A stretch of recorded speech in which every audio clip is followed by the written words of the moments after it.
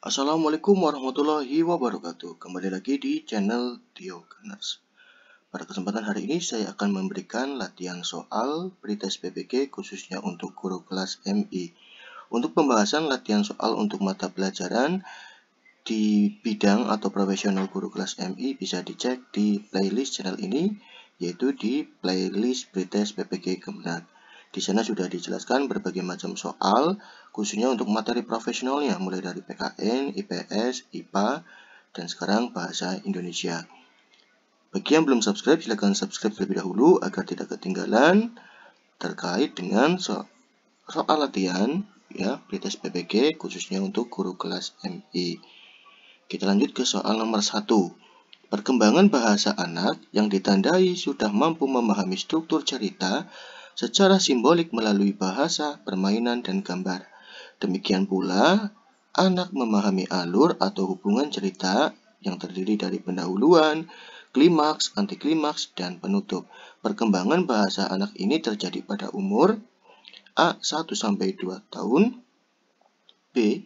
11-13 tahun, C. 7-11 tahun, D. 2-7 tahun. Nah, kira-kira perkembangan anak yang jika ciri-cirinya seperti ini ya, berarti ini terjadi pada umur berapa, perkembangan umur berapa? A, B, C, atau D?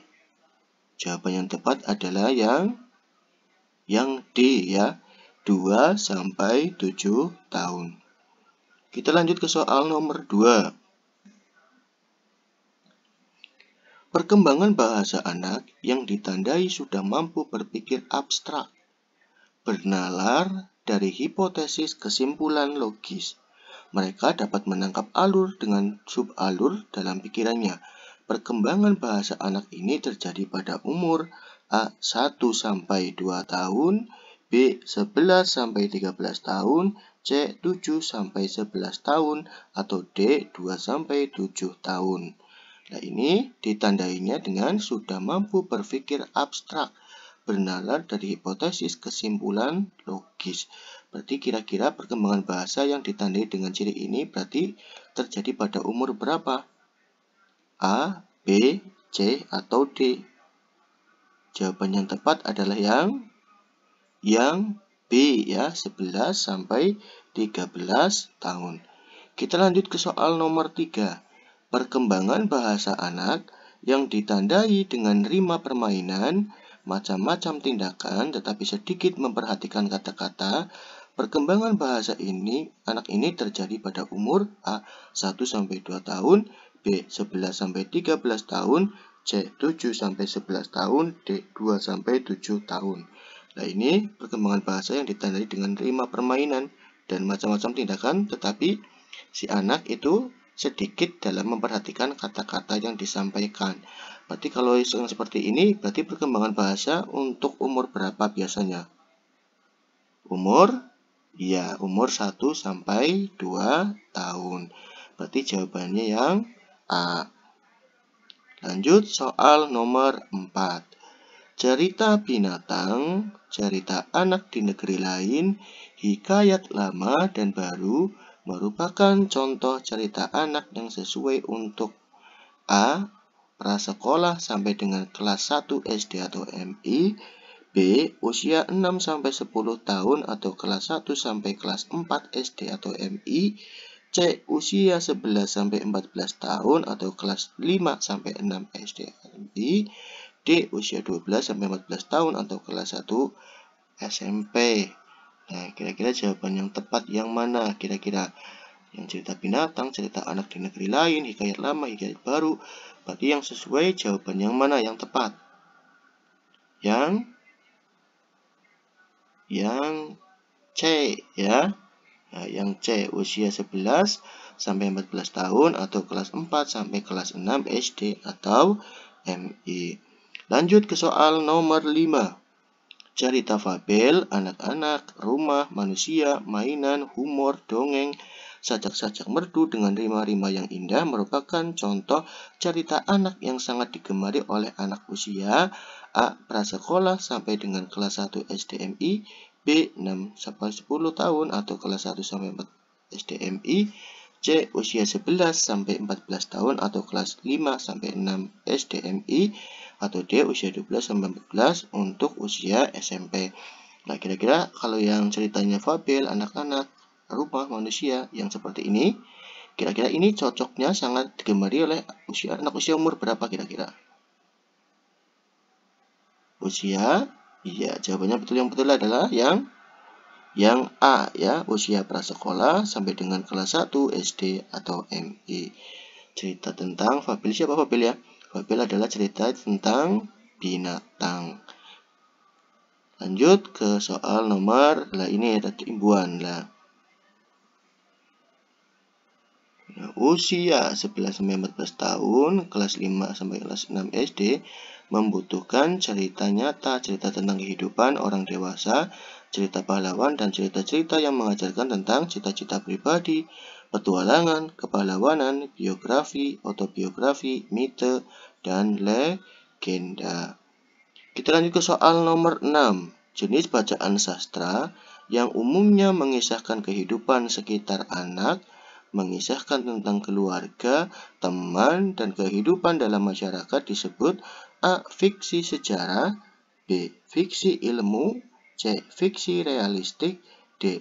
Cerita fantasi, atau E. Biografi. Nah, untuk soal nomor 6, kira-kira jawaban yang tepat yang mana? Yang mengisahkan kehidupan sekitar. Anak mengisahkan tentang keluarga, teman, dan kehidupan dalam masyarakat. Berarti jawaban yang tepat yang mana? Jawaban yang tepat adalah yang C ya, fiksi realistik. Nah, ini ada sedikit penjelasan. Nah, ini untuk fakta fiksi sejarah. Fiksi sejarah adalah cerita realistik yang disandarkan pada masa yang lalu atau latar waktunya masa lalu. Dengan demikian, fiksi sejarah berfungsi untuk menambah pengalaman membaca yang dapat dihayati dari kejadian masa lalu, perspektif untuk masa yang akan datang, dan memberi pemahaman dan kepercayaan adanya nilai dan kehidupan masa lalu. Sedangkan kalau fiksi ilmu adalah suatu bentuk fantasi yang berlandaskan hipotesis tentang ramalan yang masuk akal karena berlandaskan metode ilmiah. Alur, tema, dan latarnya secara imajinatif didasarkan pada pengetahuan, teori, dan spekulasi ilmiah. Itu hanya tambahan ya. Kita lanjut ke soal nomor 7. Berikut ini yang merupakan fungsi-fungsi sastra dalam kehidupan. A. Fungsi reaktif, B. Fungsi didaktif, C. Fungsi estetis, D. Fungsi moralitas, atau E. Fungsi mentalitas. Kira-kira yang bukan merupakan fungsi sastra itu yang mana? Jawaban yang mana? A, B, C, D, atau yang E? Yang bukan merupakan fungsi sastra. Yang E ya, fungsi mentalitas. Ya. Jadi fungsi sastra bagi kehidupan itu ada reaktif, didaktif, estetis, moralitas, dan yang satu lagi itu bukan mentalitas tapi religiusitas. Nah, ini untuk penjelasannya. Fungsi atau manfaat sastra dapat digolongkan menjadi 5 jenis. Yang pertama reaktif. Reaktif berarti apa? Memberi rasa senang atau gembira. Yang kedua didaktif, berarti mendidik dengan nilai-nilai yang terkandung dalam cerita ya.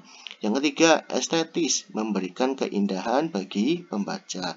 Moralitas, membedakan moral baik dan yang tidak baik. Kemudian yang terakhir, fungsi sastra adalah religiusitas, artinya apa? Mengandung nilai agama yang dapat diteladani. Nah, ini adalah fungsi atau manfaat dari sastra. Kita lanjut ke soal nomor 8. Bentuk sastra yang dilukiskan dengan menggunakan bahasa yang singkat, padat, bermakna konotatif dengan gaya bahasa tertentu adalah A. Puisi, B. Prosa, C. Mite, D. Drama, E. Hikayat. Nah, kira-kira bentuk sastranya yang mana? Kalau dengan ciri-ciri tersebut, ciri-cirinya apa tadi? Yang bahasanya singkat, padat, bermakna konotatif, dan menggunakan gaya bahasa. Nah, kalau yang cirinya seperti ini berarti termasuk bentuk sastranya apa? Yang A ya, puisi ya. Soal nomor 8 jawabannya puisi. Lanjut soal nomor, nah ini ada penjelasan lagi. Ragam sastra ya. Ragam sastra itu terdiri dari 3 jenis yang utama, yaitu apa saja? Ada puisi ya, ada prosa dan drama. Nah, ini puisi. Puisi cirinya adalah menggunakan bahasa yang singkat, padat, bermakna konotatif, menggunakan gaya bahasa tertentu. Nah, kalau sedangkan prosa menggunakan bahasa bebas dan panjang, tidak terikat oleh irama, rima, atau kemerduan bunyi. Nah, sedangkan drama menggunakan bahasa bebas dan panjang, ada dialog, penokohan, dan pementasan. Mite dan hikayat merupakan bagian dari prosa ya. Jadi ragam sastra itu ada 3 jenis ya, yaitu puisi, prosa, dan drama. Nah, ini pengertiannya dari masing-masing dari ini ya. Puisi pengertiannya ini, prosa pengertiannya ini ya, kemudian drama pengertiannya ini ya.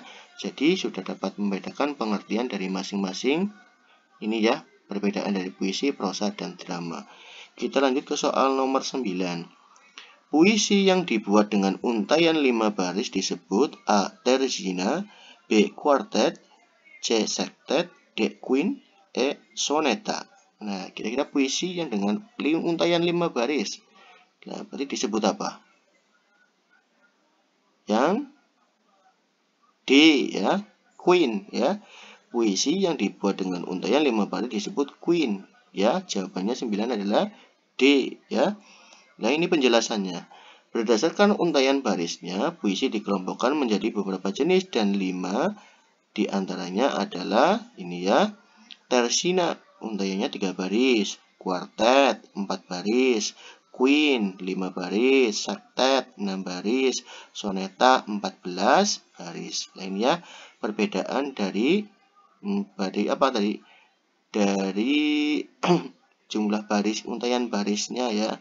Ini ya. Jadi sekarang sudah paham apa sih yang dimaksud terzina. Nah, berarti 3 baris. Quartet berarti 4 baris.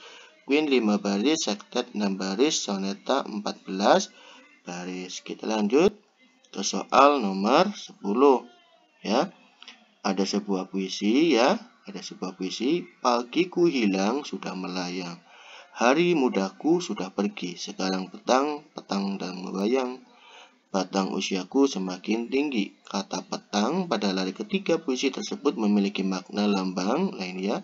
Sekarang petang datang membayang. A. Waktu sore hari. B. Kehidupan manusia. C. Suasana senja. D. Masa tua. E. Perasaan manusia. Ya, sekarang petang datang membayang. Nah, berarti apa kira-kira? Jawaban yang tepat yang Nah, ini kan untuk menjawab soal ini berarti kan kita harus melihat bait yang sebelumnya ya. Bait yang sebelumnya apa bunyinya? Pagiku hilang sudah melayang, hari mudaku sudah pergi, sekarang petang datang. Nah, ini hari mudaku sudah pergi. Berarti ini sudah menunjukkan apa? Sudah menunjukkan bahwa si penulis sudah memasuki masa tua ya. Berarti jawaban yang tepat yang mana? Jawaban yang tepat adalah yang D ya, masa tua. Sekarang petang datang. Berarti masa tuanya sudah datang. Ya, kita lanjut ke soal nomor 11. Petir menyambar. Masih ini ya, masih tentang puisi.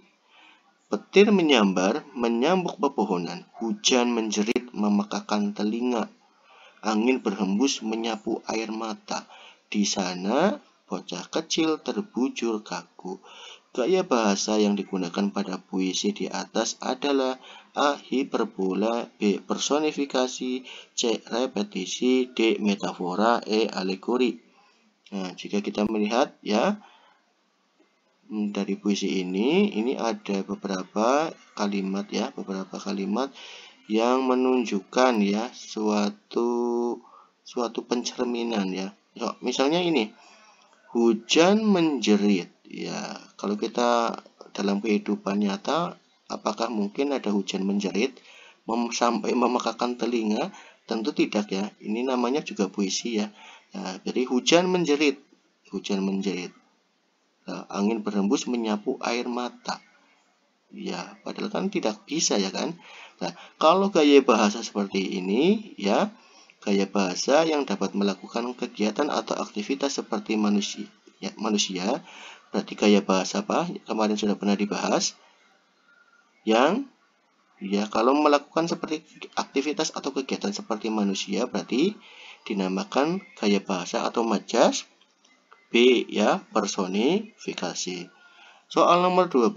Dongeng tentang keajaiban asal-usul suatu tempat, benda atau daerah disebut A. Mitos, B. Fabel, C. Legenda, D. Dongeng.